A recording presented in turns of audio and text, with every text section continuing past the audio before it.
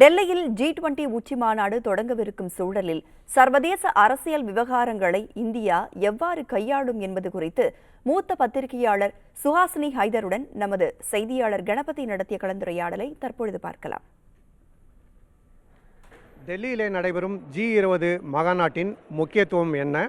இது குறித்து நாம் மூத்த பத்திரிகையாளர் சுஹாசினி ஹைதரிடம் பேசலாம்.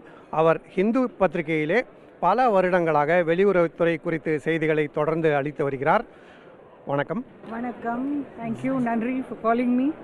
G20 conference is happening in Delhi with a lot of fanfare. What do you think is the significance of this conference for India and Delhi as a city? Well, I think there are 20 countries in the G20, 19 countries and one European Union. So India gets its turn. I think that's important, that India shows that it can host these sort of big events. Of course, in 1983, India hosted a much bigger event, the NAM, the non-alignment and also Chogam. But it's important that we showcase the best of India here. I think it is also important from the point of view that G20 is made up of all these different countries. And India wants to show itself as a balancing force. It wants to be in the middle and say, I can bring the North, the South, the East and the West together. So if this G20 is successful, and by that I mean if there is a joint statement that comes out, right now many problems over Ukraine, but if a joint statement comes out, then India is able to prove that to the world. If not, at least India is able to say we tried. India emerges as a voice of the global south. ஆப்பிரிக்காவில் பல ஏழை நாடுகள் இருக்கின்றன, ஏசியாவிலே பல ஏழை நாடுகள் இருக்கின்றன, அதே போல் தென் அமெரிக்காவிலும் பல ஏழை நாடுகள் இருக்கின்றன.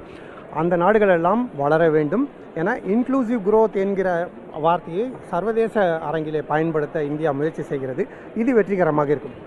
Now this is where there is a lot of confusion for India, because at one stage India wants to be at the high table. We are number 5 in the global economy size. But at the same time the numbers is in the global south. 120, 130 countries are in the developing world.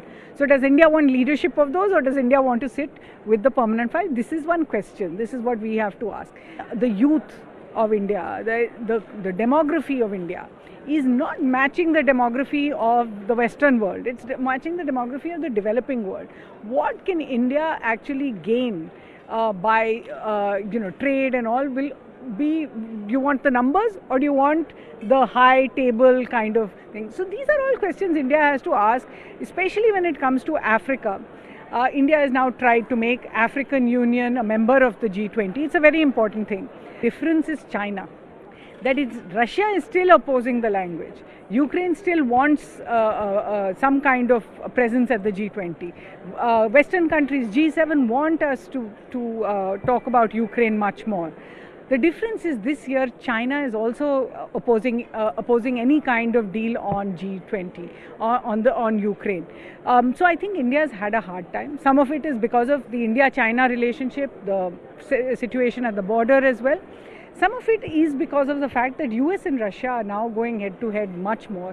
US on one side, Russia and China on the other. So as I said, India is going to have to choose. Does it want to stay in the middle, or is it going to fall on one side or the other? And for the moment, I think the G20 has made India choose the middle path. டெல்லியில் மாபெரும் ஏற்பாடுகளுடன் நடைபெறும் G20 மாநாடு பெரும் எதிர்பார்ப்பை உண்டாக்கியுள்ளது. இதனால் என்ன விளைவுகள் ஏற்படும் என்பதை நாம் வரும் நாட்களில் பார்க்கலாம். ஒளிப்பதிவாளர் ராமராஜனுடன் புதிய தலைமுறைக்காக கணபதி, புதுடெல்லி பிரகதி மைதானத்தில் இருந்து.